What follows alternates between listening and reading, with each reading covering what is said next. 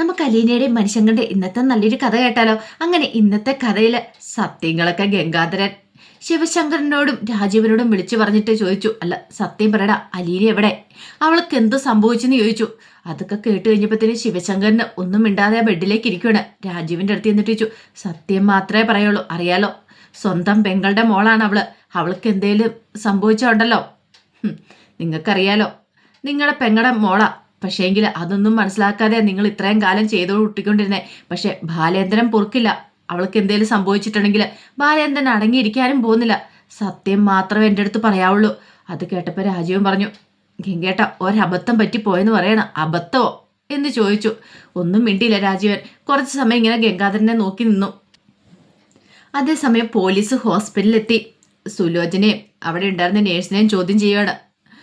പിന്നീട് നേഴ്സിനോട് ചോദിച്ചു, അല്ല ഇവിടുന്ന് എപ്പോഴാ അലീന ഇറങ്ങിയത്? വൈകുന്നേരമായി എന്ന് പറഞ്ഞു. പിന്നീട് സുലോചനയോട് ചോദിച്ചു, അല്ല നിങ്ങൾ ആരാന്ന് ചോദിക്കണം.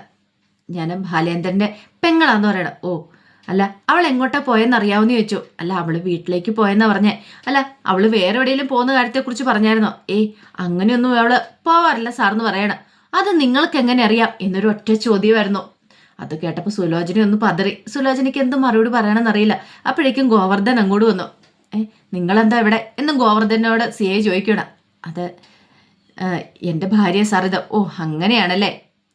അല്ല നിങ്ങൾക്ക് അലീനയുടെ തിരോധാനത്തെക്കുറിച്ച് എന്തെങ്കിലും അറിയാമെന്ന് ചോദിച്ചു. അപ്പോഴേക്കും ഗോവർദ്ധനൻ പറഞ്ഞു, അതിനെക്കുറിച്ച് എനിക്ക് കൃത്യമായിട്ടൊന്നും അറിയില്ല സാർ.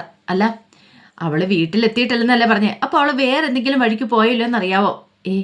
അങ്ങനെ അതിനെക്കുറിച്ചൊന്നും അറിയത്തില്ല. അല്ല നിങ്ങളപ്പോൾ എവിടെയായിരുന്നു? അല്ല എന്നെയായിരുന്നു ബാലേട്ടന് അലീനെ വീട്ടിൽ കൊണ്ടുപോയാക്കാൻ ഏൽപ്പിച്ചിരുന്നേ. കൃത്യസമയത്ത് തന്നെ എന്നെ ശിവേട്ടൻ വിളിപ്പിച്ചു. അതെന്തിനാ? കുറച്ച് പൈസ തരാൻ വേണ്ടിയിട്ടായിരുന്നു വിളിപ്പിച്ചത്. ഹോസ്പിറ്റൽ ചെലവുകൾക്കായിട്ട്. ക്യാഷോ അതോ ചെക്കോ? ചെക്ക സാറ് തന്നെ, അതെൻ്റെ കയ്യിലുണ്ടെന്ന് പറഞ്ഞു. അങ്ങനെയാണ്. അല്ല അവളിനി ഇപ്പം ഓട്ടോയ്ക്ക് കയറി എങ്ങോട്ടേലും പോയിട്ടുണ്ടായിരിക്കോ? ഇല്ല സാർ, ഓട്ടോ സ്റ്റാൻഡിലേക്ക് അന്വേഷിച്ചു. അങ്ങനെ ഓട്ടോ സ്റ്റാൻഡിലൊന്നും ചെന്നിട്ടില്ലെന്ന് പറയണം. അത് കേട്ട് കഴിഞ്ഞപ്പോൾ സി എ ഇങ്ങനെ നോക്കി. ആ സമയത്ത് സി എ ചോദിച്ചു, അല്ല നിങ്ങൾക്ക് ആരെങ്കിലും സംശയമുണ്ടോ? എനിക്കങ്ങനെ കൃത്യമായിട്ട് അങ്ങനെ ആരും സംശയമൊന്നുമില്ല. പക്ഷേങ്കിൽ ശിവേട്ടൻ എന്നെ വിളിപ്പിച്ച സമയം അലീനെ കൊണ്ടുവിടേണ്ട ഡ്യൂട്ടി എനിക്കായിരുന്നല്ലോ. അപ്പം ശിവേട്ടൻ എന്നെ വിളിപ്പിച്ച സമയം അപ്പം എനിക്ക് ചെറിയ സംശയം ഉണ്ടെന്ന് പറയണം. അതിനാടോ താൻ തന്നെയല്ലേ പറഞ്ഞ തനിക്ക് പൈസ തരാൻ വേണ്ടിയിട്ടാണ് വിളിപ്പിച്ചതെന്ന്. പിന്നെ താൻ എന്തിനാടോ സംശയിക്കുന്നേ? സി ഐയുടെ ആ സംസാരം കാര്യങ്ങളെല്ലാം കേട്ട് കഴിഞ്ഞപ്പോൾ തന്നെ ഏകദേശം കാര്യങ്ങളൊക്കെ മനസ്സിലായി ഗോവർദ്ധന്. സി ഐ ഈ പറയുന്ന ശിവശങ്കരൻ്റെ രാജീവിൻ്റെയൊക്കെ ആളാന്നുള്ള കാര്യം അയാളുടെ മുഖത്തെ ആ പരിഭ്രമവും കാര്യങ്ങളെല്ലാം കണ്ടാൽ തന്നെ അറിയായിരുന്നു ചോദിക്കുമ്പോൾ. കാരണം ശിവശങ്കരനെ കുറിച്ച് തിരിച്ച് അങ്ങോട്ടേക്ക് പറയുമ്പോൾ സംശയം ഉണ്ടെന്നുള്ള രീതിയിൽ പറയുമ്പോഴത്തേനും അയാളത് അംഗീകരിക്കാൻ കൂട്ടാക്കാത്ത പോലെ പറയുന്നുണ്ടായിരുന്നു. ഒടുവിൽ ഗോവർദ്ധനം പറഞ്ഞു, സാറ് പറഞ്ഞു ശരിയാ, ശിവേണ്ണൻ എന്നെ പൈസ തരാൻ വേണ്ടി വിളിച്ചാ. ഇപ്പം എനിക്ക് കാര്യങ്ങൾ മനസ്സിലായെന്ന് പറഞ്ഞു. എന്നാൽ ശരി ഞങ്ങൾ ഇറങ്ങട്ടെ എന്ന് പറഞ്ഞുകൊണ്ട് അവരങ്ങോട്ട് ഇറങ്ങുവാണ്. പേരിനൊരു അന്വേഷണം നടത്തി, ഒരു പരാതി കൊടുത്തല്ലേ. അന്വേഷണം നടത്തിയില്ലെന്ന് നാളെ കംപ്ലൈൻറ്റ് വരില്ല. അതിനു വേണ്ടി മാത്രം വന്നതുപോലെയായിരുന്നു അയാളുടെ വരവും പോക്കും കാര്യങ്ങളൊക്കെ. പിന്നീട് കൃഷ്ണമോളും ബാലേന്ദ്രനും കൂടെ വീട്ടിലേക്ക് വരുവാണ്. അങ്ങനെ കയറി ഹാളിലേക്ക് കയറി ഇങ്ങനെ ബാലേന്ദ്രൻ ആകെപ്പാടെ തകർന്ന മട്ടിലിരിക്കുക. ആ സമയത്ത് കൃഷ്ണമോൾ ചോദിച്ചു, അല്ലച്ച അലീന ചേച്ചിക്ക് എന്തെങ്കിലും സംഭവിച്ചിട്ടുണ്ടായിരിക്കുമോ? അലീന ചേച്ചി കിഡ്നാപ്പ് ചെയ്തായിരിക്കുമോ എന്ന് ചോദിച്ചു. ആർക്കറിയാം മോളെ, കിഡ്നാപ്പ് ചെയ്താൽ ചാൻസ് കൂടുതൽ. അല്ലെങ്കിൽ ഓട്ടോ സ്റ്റാൻഡിലേക്കെങ്കിലും അവൾ വരേണ്ടതല്ലേ. അവൾ ഹോസ്പിറ്റലിൽ നിന്ന് പിന്നെ അപ്രത്യക്ഷമായി പോയോ? അല്ലച്ച ഇത് ചെയ്തിരിക്കുന്ന ശിവനങ്ങളും രാജീവങ്ങളും ഒക്കെ ആയിരിക്കുമോ? ഒന്നും അറിയില്ല. ആരാ ചെയ്തേ, എന്താ ചെയ്തേ, എങ്ങനെയാ ചെയ്തേന്ന്. അല്ല അലീന ചേച്ചിക്ക് വല്ല അപകടം സംഭവിക്കുമോ? കൃഷ്ണമോൾ ഓരോ ചോദ്യങ്ങൾ ഇങ്ങനെ ബാലേന്ദ്രനോട് ചോദിച്ചുകൊണ്ടിരിക്കുക. ബാലേന്ദ്രൻ എന്ത് ചെയ്യണമെന്ന് പോലും അറിയില്ല. കാരണം ഒരു ഉത്തരവും പറയാൻ പറ്റുന്നുണ്ടായിരുന്നില്ല. അങ്ങനെ ബാലേന്ദ്രൻ തകർന്നു പോയിട്ടുണ്ടായിരുന്നു. അപ്പോഴേക്കാണ് ബാലേന്ദ്രൻ്റെ ഫോൺ ബെല്ലടിക്കുന്നത്. നോക്കിയപ്പം മനുവാണ്. എന്താടാ മനു എന്ന് ചോദിച്ചു. അല്ലെങ്കിലേ വല്ല ക്ലൂ കിട്ടിയോ അലീനയെക്കുറിച്ച്? എവിടുന്ന് കിട്ടാനായിട്ട്? ഇനിയിപ്പം ഞാൻ എവിടെ പോയി അന്വേഷിക്കാനാ? അന്വേഷിക്കേണ്ടിടത്തൊക്കെ അന്വേഷിച്ചെന്ന് പറഞ്ഞു. ഇത് കേട്ടപ്പോൾ മനുശങ്കർ പറഞ്ഞു, ഉറപ്പായിട്ടും തട്ടിക്കൊണ്ടുപോയതാ, കിഡ്നാപ്പ് ചെയ്തായിരിക്കും. അതെ, കിഡ്നാപ്പ് ചെയ്തവർ തന്നെ ഇനി കൊണ്ടുവരട്ടെ, അല്ലാതെ എനിക്ക് വേറെ നിവൃത്തിയില്ല. അവർ തന്നെ ഇവിടെ കൊണ്ടുവരണം. അവരെ കൊണ്ട് ഞാൻ ഇവിടെ വരുത്തിക്കും, അത് ഉറപ്പായിട്ടുള്ള കാര്യമാണ്. വേറെ ആരാ? നിന്റെ അച്ഛനും ചെറിയച്ഛനും ഒക്കെ ചേർന്നിട്ടായിരിക്കും ഈ പരിപാടി ചെയ്തിരിക്കുന്നത്. അപ്പോഴേക്കും മനു പറഞ്ഞു, ഞാൻ ഒന്നുകൂടെ ഒന്ന് കൊച്ചച്ഛനെ വിളിച്ചു നോക്കട്ടെ, കാര്യങ്ങൾക്ക് എന്തെങ്കിലും ഒരു തീരുമാനം ഉണ്ടാവുമെന്ന്. ഇത് വെറുതെ വിടാൻ ഞാൻ ഉദ്ദേശിച്ചിട്ടില്ല. അതും പറഞ്ഞ് മനു കോള് കട്ട് ചെയ്തു. ആ സമയത്ത് ബാലേന്ദ്രൻ തകർന്നിരിക്കുക. കൃഷ്ണമോള് പറഞ്ഞു, അച്ഛാ അച്ഛൻ പോയി ഇച്ചിരി റെസ്റ്റ് എടുക്കാൻ പറയണ. ഏയ് വേണ്ട, ഞാൻ ഇവിടെ ഇരുന്നോളാന്ന് പറഞ്ഞു. അങ്ങനെയാണ് ഞാനും പോകുന്നില്ല, അച്ഛന് കൂട്ടായിട്ട് ഞാനിവിടെ ഇരുന്നോളാം എന്ന് കൃഷ്ണമോള് പറഞ്ഞിട്ട് ബാലേന്ദ്രന്റെ അടുത്ത് കൃഷ്ണമോള് ഇരുന്നു. പിന്നീട് മനു അലീനയെ അന്വേഷിച്ചിറങ്ങുവാണ്. അങ്ങനെ ഒരു വീട്ടിലേക്ക് ചെന്നു. പിന്നീട് അയാളെ വിളിക്കുകയാണ്. ഇത് ഞാൻ മനുവാന്ന് പറയണ. എന്താണ് നീ ഈ സമയത്ത്? അതെ, ഒരു കാര്യം ചോദിക്കാനായിട്ടാ എന്ന് നീ കയറി വരാൻ പറയണ. അപ്പോഴാണ് ഗേറ്റ് പൂട്ടിയിട്ടിരിക്കുന്നുണ്ട്. ഗേറ്റ് പൂട്ടിയിരിക്കുക. ഞാൻ വരാമെന്ന് പറഞ്ഞുകൊണ്ട് ഒരു ചെറുപ്പക്കാരൻ അങ്ങോട്ടേക്ക് ഇറങ്ങി വന്നു. വന്നു കഴിഞ്ഞപ്പോഴത്തേനും മനുശങ്കർ ചോദിച്ചു, അല്ല അലീന ഇങ്ങോട്ടേക്ക് വന്നായിരുന്നോ? അവളെന്തിനാ ഇങ്ങോട്ടേക്ക് വരുന്നേ? എന്താടാ, എന്ത് പറ്റിയെന്ന് ചോദിക്കുക. ഒന്നുമില്ല, എന്നാ ശരി പോയി കിടന്നു എന്ന് പറഞ്ഞു. അല്ല എന്താടാ, എന്ത് പറ്റി? നീ കേറുന്നില്ലേ? ഇവിടെ എല്ലാവരും നല്ല ഉറക്കത്തിലാ, നീ കേറിയിട്ട് പോ. ഞാനില്ലാന്ന് പറയണം. അപ്പൊ ബന്ധുക്കാരുടെ വീട്ടിൽ കൂടെയൊക്കെ മനുശങ്കർ പോയി അന്വേഷണം നടത്തുന്നുണ്ട്. കാരണം അലീനെ അവിടെ നിന്ന് ഇറക്കി വരണമെന്ന് പറഞ്ഞുകൊണ്ട് ബന്ധുക്കാരൊക്കെ വീട്ടിൽ വന്നിട്ടുണ്ടായിരുന്നല്ലോ. ഇനിയിപ്പോൾ അവരൊക്കെ ആർക്കെങ്കിലും ഇതിനകത്ത് പങ്കുണ്ടോ ഇല്ലയോ എന്നും അറിയത്തില്ല. അപ്പൊ അതിന് വേണ്ടിയിട്ട് മനുശങ്കർ ഓരോരുത്തരുടെ അടുത്തൂടെ പോയി ഇങ്ങനെ അന്വേഷിക്കുന്നേ. എങ്ങനെ അലീനെ കണ്ടോ, ഇനി അപ്പൊ അവർക്ക് എന്തെങ്കിലും വിവരങ്ങളൊക്കെ ഉണ്ടോ എന്നറിയാൻ വേണ്ടിയിട്ട്. പിന്നീട് മനുശങ്കർ വേറൊരു കസിന്റെ അടുത്തേക്ക് ചെല്ലുവാണ്. അങ്ങനെ ചെന്ന് അവരോടും ചോദിച്ചു, അലീനയെ കുറിച്ച് എന്തെങ്കിലും വിവരം ഉണ്ടോന്ന്. അവർക്കും അറിയത്തില്ല. അല്ല എന്താടാ ഈ സമയത്ത്, ഇനിയിപ്പം നീ തിരികെ അങ്ങോട്ടേക്ക് പോകാനോ? ഇപ്പൊ തന്നെ 12 മണി കഴിഞ്ഞു. തിരികെ വണ്ടി ഓടിച്ച് പാലയിലേക്ക് എത്തുമ്പോൾ കുറെ സമയം. അതൊന്നും സാരില്ല അങ്കിളെ, ഞാൻ പോയിക്കോളാന്നും പറഞ്ഞ് മനുശങ്കർ പോവാണ്. മനുവിന് നല്ല വെപ്രാളമായിരുന്നു. അറിയാവുന്ന സ്ഥലങ്ങളിലൊക്കെ പോയി അന്വേഷിക്കുന്നുണ്ട്. കുറച്ച് കഴിഞ്ഞപ്പോഴത്തേനും ശിവശങ്കരനും ഗംഗാധരൻ രാജുവിനും ഒക്കെ കടപ്പാട്ട് വീട്ടിലേക്ക് വരുവാണ്. അപ്പോൾ കൃഷ്ണമോളാണ് പോയി കഥ തുറക്കുന്നത്. അങ്ങനെ അവരങ്ങോട്ട് കയറി വരുന്ന സമയത്ത് സിറ്റ് ഔട്ടിലേക്ക് അങ്ങോട്ട് കയറി. ഈ സമയത്ത് കൃഷ്ണമോൾ എന്ത് ചെയ്തു, ആ വാതിലിൻ്റെ അവിടെ നിന്ന് എങ്ങോട്ടേക്കാന്ന് ചോദിച്ചു. അല്ല അച്ഛനിവിടെ ഇല്ലേ? അച്ഛനിവിടെ ഉണ്ട്. നിങ്ങളിപ്പോൾ അച്ഛനെ കണ്ട സംസാരിക്കണ്ട. അതെന്താ മോളെ അങ്ങനെ പറയണേ? എൻ്റെ അലീന ചേച്ചിയെ തട്ടിക്കൊണ്ടുപോയത് നിങ്ങളൊക്കെയല്ലേ? നിങ്ങളൊക്കെ ചീത്തയാ, അതുകൊണ്ട് നിങ്ങൾ ഇങ്ങോട്ടേക്ക് കയറണ്ടെന്ന് പറഞ്ഞു. അച്ഛനോട് സംസാരിക്കണമെങ്കിൽ ഇവിടെ ഒന്ന് സംസാരിച്ചാൽ മതി, അകത്തേക്ക് കയറുമൊന്നും വേണ്ട. ഗംഗാധരൻ പറഞ്ഞു, മോളെ ഞങ്ങൾ വഴക്കുണ്ടാക്കാൻ വേണ്ടി വന്നതല്ല, അലീനെ കുറിച്ച് സംസാരിക്കാൻ വേണ്ടി വന്ന. എന്ത് തന്നെയാണല്ലോ ശരി, നിങ്ങളെ അകത്തേക്ക് കയറി പോകണ്ട, എനിക്കിഷ്ടമില്ല. അതെന്താ മോളെ അങ്ങനെ പറയണേ? ഞങ്ങൾ അങ്ങനെ എന്തെങ്കിലും ചെയ്യുമെന്ന് നിനക്ക് തോന്നുന്നുണ്ടോ എന്ന് ചോദിച്ചു. ഗംഗാധരൻ്റെ ആ ചോദ്യം കേട്ട് കഴിഞ്ഞപ്പോഴത്തേനും കൃഷ്ണമോൾ ഗംഗാധരനെ ഒന്ന് നോക്കി. പിന്നീട് പറഞ്ഞു, വേണ്ട എനിക്കിഷ്ടമില്ല എന്ന് പറയണം. അപ്പോഴേക്കാണ് ബാലേന്ദ്രൻ്റെ ശബ്ദം കേൾക്കുന്നത്. ആരാ മോളെ എവിടെയെന്ന് ചോദിക്കണം. അത് കൊല്ലപ്പള്ളി വീട്ടിൽ നിന്ന് അങ്കിൾമാരാന്ന് പറയണം. അപ്പോഴേക്കും ബാലേന്ദ്രൻ ബാലക്കണി ഇറങ്ങി താഴേക്ക് ഇറങ്ങി വരുവാണ്. ഗംഗാധരനും ശിവശങ്കരനൊക്കെ നിൽക്കുവാണ്. ഗംഗാധരനാണ് ഇത്ര സമയം കൃഷ്ണമോളോട് സംസാരിച്ചത്. ശിവശങ്കരനും രാജീവനും ആണെങ്കിലും ഒന്നും മിണ്ടുന്ന പോലും ഉണ്ടായിരുന്നില്ല. പിന്നീട് ബാലേന്ദ്രൻ അങ്ങോട്ടേക്ക് ഇറങ്ങി വന്നിട്ട് ചോദിച്ചു, ആ ഗംഗേണ്ണോ ഇതെപ്പോൾ വന്നു? ലോക പര്യടനം ഒക്കെ കഴിഞ്ഞിട്ട് വരണമെന്നൊക്കെ പറഞ്ഞ് അകത്തേക്ക് വിളിക്കുവാണ്. ഈ സമയത്ത് കൃഷ്ണമോളി എന്നിട്ട് ചോദിച്ചു, എന്തിനാച്ചാ ഇവരൊക്കെ അകത്തേക്ക് വിളിക്കുന്നേ? അത് കേട്ടപ്പോൾ ബാലേന്ദ്രൻ പറഞ്ഞു, കേട്ടില്ലേ, എൻ്റെ മോൾക്ക് പോലും കൊല്ലപ്പള്ളിക്കാരെ പേടിയാ, പറഞ്ഞിട്ട് കാര്യമില്ല. ആ സമയത്ത് ഗംഗാധരൻ വന്നിട്ട് പറഞ്ഞു, ഞങ്ങൾ വഴക്കൊന്നും ഉണ്ടാക്കാൻ വന്നതല്ല ബാലേന്ദ്ര എന്ന് പറഞ്ഞു. ആ സമയത്ത് ബാലേന്ദ്രൻ പറഞ്ഞു, നിങ്ങൾ വന്ന എന്തിനാന്ന് പറ, എൻ്റെ അലീന എവിടെ? എനിക്ക് അലീന എവിടെ എന്ന് അറിഞ്ഞാൽ മതിയാവുന്നുള്ളൂ പറയണം. അത് കേട്ടുകഴിഞ്ഞപ്പം രാജീവിനും ശിവശങ്കരനും ഒക്കെ പരസ്പരം നോക്കി. അപ്പോഴേക്കും ഗംഗാധരൻ പറഞ്ഞു, അലീനെക്കുറിച്ചൊന്നും ഓർത്ത് വിഷമിക്കണ്ടെന്ന് പറയണം. അപ്പോഴേക്കും ശിവശങ്കരൻ പറഞ്ഞു, അലീന ഞങ്ങളുടെ കസ്റ്റഡിയിലുണ്ടെന്ന് പറഞ്ഞു. അത് കേട്ട് കഴിഞ്ഞപ്പോഴത്തേനും അവിടേക്ക് ചെന്നു. അവരുടെ അടുത്തേക്ക് ചെല്ലുവാണ്.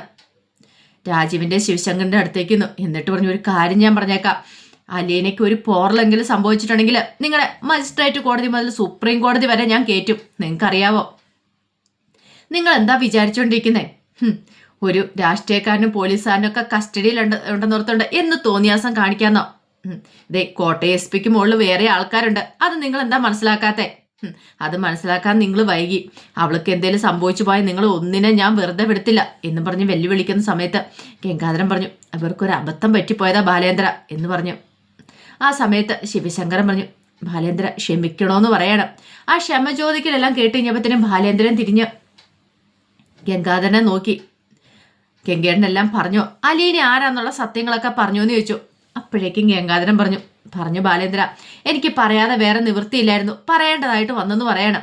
ആ സമയത്ത് ശിവശങ്കരനെ രാജീവിൻ്റെ മുന്നിലേക്ക് എന്നിട്ട് ബാലേന്ദ്രൻ ചോദിച്ചു, നിനക്കൊക്കെ ഇപ്പം മനസ്സിലായോടോ ഞാൻ ഇത്രയും നാളും എൻ്റെ മോളാന്നും പറഞ്ഞുകൊണ്ട് നോക്കിക്കൊണ്ട് വന്ന ആരെയാന്നുള്ള കാര്യം? ഞാൻ കൂടുതലൊന്നും പറയുന്നില്ല. നിങ്ങളുടെ പെങ്ങള് എന്നെ ഞാനുമായിട്ടുള്ള വിവാഹത്തിന് മുമ്പ് വേറൊരുത്തനുമായിട്ട് സ്നേഹിച്ച് വിവാഹം കഴിച്ച, പിന്നെ അതിനെക്കുറിച്ച് കൂടുതലും ഞാൻ പറയുന്നില്ല. എൻ്റെ മോള് നിൽക്കുന്നു ഇവിടെ എന്ന് പറഞ്ഞ് കൃഷ്ണമോളെ ഒന്ന് നോക്കി. അതിനകത്തൊരു കൊച്ചിനെ ഉണ്ടാക്കി. എന്നിട്ടോ ആ കൊച്ചിനെ നീയൊക്കെ ചേർന്ന് ഓർഫനേജിൽ കൊണ്ട തള്ളിയല്ലേ? എന്നിട്ട് അവളെയാണോ ഞാൻ നോക്കിക്കൊണ്ടിരുന്നത്, നീയൊക്കെ എന്നിട്ട് എന്താണോ പറഞ്ഞേ? എന്നെക്കുറിച്ചും അലീനയെക്കുറിച്ചും ഒക്കെ നീയൊക്കെ എന്തൊക്കെയാ പറഞ്ഞുകൊണ്ടിരുന്നേ? അവളെന്റെ കീപ്പാണ്, ഞാൻ അവളെ വെച്ചോണ്ടിരിക്കുവാണ്. സ്വന്തം പെങ്ങളുടെ മോളെക്കുറിച്ചാണ് നീ ഇങ്ങനെയൊക്കെ പറഞ്ഞുകൊണ്ടിരുന്നേന്ന് പറഞ്ഞു. എന്താടോ പൂങ്കളമാറ ഇപ്പൊ വായിക്കാത്ത നാവില്ലേന്നൊക്കെ ചോദിച്ചു രാജീവനോടും ശിവശങ്കരനോടും ഒക്കെ. രണ്ടുപേരും ഒരക്ഷരം പോലും മിണ്ടുന്നില്ല. സംസാരിക്കടോ, ഇങ്ങനെയൊന്നും ആയിരുന്നില്ലോ. എന്നെ നിങ്ങൾ വെല്ലുവിളിച്ചല്ലേ ആ ഹോട്ടൽ റൂമിലേക്ക് വന്നപ്പം. നീ എന്താ ബാലേന്ദ്ര അവളെ കൈവച്ചോണ്ടിരിക്കുവാണോ? പിന്നെ അങ്ങനെയൊക്കെ ചോദിച്ചോണ്ട് എന്തൊക്കെയോ ഡയലോഗുകളൊക്കെ അടിച്ചായിരുന്നല്ലോ. ഇപ്പൊ എന്ത് പറ്റി? രണ്ടുപേരുടെയും വായിക്കാത്ത നാവില്ലേന്നൊക്കെ ചോദിച്ചു.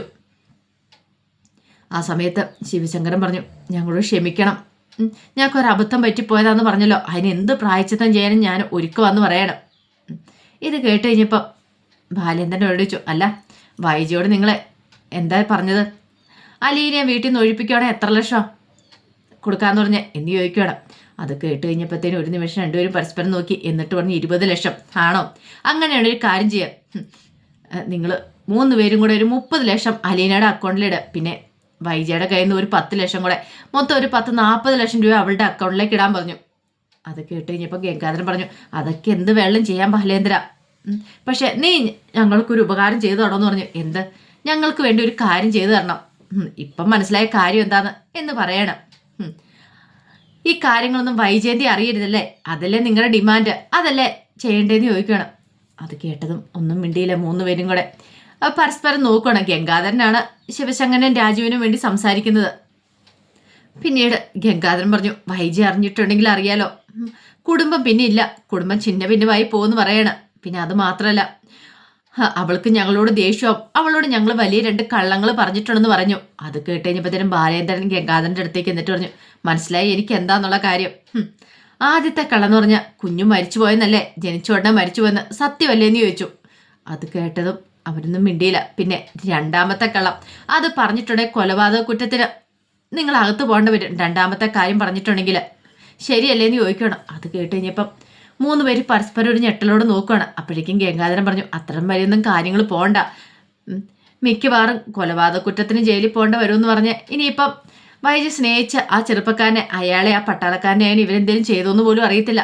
അപ്പം അത് ബാലേന്ദ്രന് മനസ്സിലായി. അതുകൊണ്ടാണ് ബാലേന്ദ്രൻ അങ്ങനെ പറയണേ. അതൊക്കെ കേട്ടപ്പോൾ രാജീവനും ശിവശങ്കരനും ഒക്കെ തല കുനിച്ച് നിൽക്കുകയാണ്. ഈ സമയം ഗംഗാധരൻ പറഞ്ഞല്ലോ, എത്ര ലക്ഷം വേണേലും കൊടുക്കാം, എന്ത് വേണമല്ലോ അവൾക്ക് വേണ്ടി ചെയ്തു കൊടുക്കാം, പക്ഷെ അവൾ ഈ കാര്യങ്ങളൊക്കെ അറിഞ്ഞിട്ടുണ്ട്, ഒന്നേ ഡിവോഴ്സ് ആവും അല്ലെങ്കിൽ ആത്മഹത്യ ചെയ്യുമെന്നൊക്കെ പറഞ്ഞു. ബാലേന്ദ്രൻ പറഞ്ഞു, അതെനിക്കും അറിയാം, അവൾ ഈ കാര്യം അറിഞ്ഞിട്ടുണ്ടെങ്കിൽ പിന്നെ ഞാനും അവളും കൂടി ഒരുമിച്ചൊരു ജീവിതം ഉണ്ടാകത്തില്ല, അതോടുകൂടിയിട്ട് ഞാനും അവളും തമ്മിൽ വേർപിരിയുള്ളൂ ഗംഗേട്ട, അത് ഉറപ്പുള്ള കാര്യമാണ്. അപ്പോഴേക്കും ഗംഗാധരൻ പറഞ്ഞു, അതാ ഞാൻ പറഞ്ഞത്, കുടുംബം നശിക്കാതിരിക്കാൻ വേണ്ടിയിട്ട് അലീന ഒരു കാരണവശാലും ഈ കാര്യം അറിയരുത്, അവൾക്ക് വേണ്ടുന്ന കാര്യങ്ങളെല്ലാം ചെയ്തു കൊടുക്കാം. പക്ഷെ ഒരു കാര്യമുണ്ട്, അവളെ ഈ വീട്ടിൽ നിന്ന് വേറെ എങ്ങോട്ടേലും മാറ്റണം, അവൾക്ക് വേറെ വീട് വേണേൽ വെച്ചു കൊടുക്കാം, എന്ത് വേണം ചെയ്യാം, അവളെ കല്യാണം കഴിപ്പിച്ചു വിടാം, പഠിപ്പിക്കാം, ഇഷ്ടം പോലെ പൈസയും കാര്യങ്ങളൊക്കെ കൊടുക്കാം, കോടികൾ വേണേൽ കൊടുക്കാം. പക്ഷെ ഒരു കാര്യമുണ്ട്, ഒരു കാരണവശാലും വൈജി ഇത് അറിയാൻ പാടില്ല, അവളെ ഈ വീട്ടിൽ നിന്ന് മാറ്റണം എന്നൊക്കെ പറഞ്ഞ് ഡിമാൻഡ് വെക്കുവാണ്. കാരണം ബാലേന്ദ്രൻ പറഞ്ഞ പോലെ തന്നെ ഇവർക്കും ഡിമാൻഡുകളും കാര്യങ്ങളൊക്കെ ഉണ്ടായിരുന്നു. ബാലേന്ദ്രന് മനസ്സിലായി എന്താ ഏതാ എങ്ങനെയാന്നൊക്കെ, കാല് പിടിക്കാൻ വന്നേക്കുന്നതെന്നുള്ള കാര്യം മനസ്സിലായി. ബാലേന്ദ്രൻ പറഞ്ഞു, എൻ്റെ അലീനെ എനിക്ക് കിട്ടണം, എനിക്കൊരു പോറൽ പോലും കിട്ടണം, അതാണ് എൻ്റെ ആവശ്യം എന്ന് ബാലേന്ദ്രൻ്റെ ഡിമാൻഡും പറയണം. അപ്പോൾ അതിൻ്റെ വിശേഷങ്ങളൊക്കെ എന്ന് കാണുന്നത്. ഇതിൻ്റെ ബാക്കി വിശേഷങ്ങളുമായിട്ട് വൈകുന്നേരത്തെ പ്രമോയി വരാട്ടോ. ഒരിക്കൽ കൂടി എല്ലാവർക്കും ശുഭദിനം നേർന്നുകൊണ്ട് നിർത്തുന്നു. നന്ദി.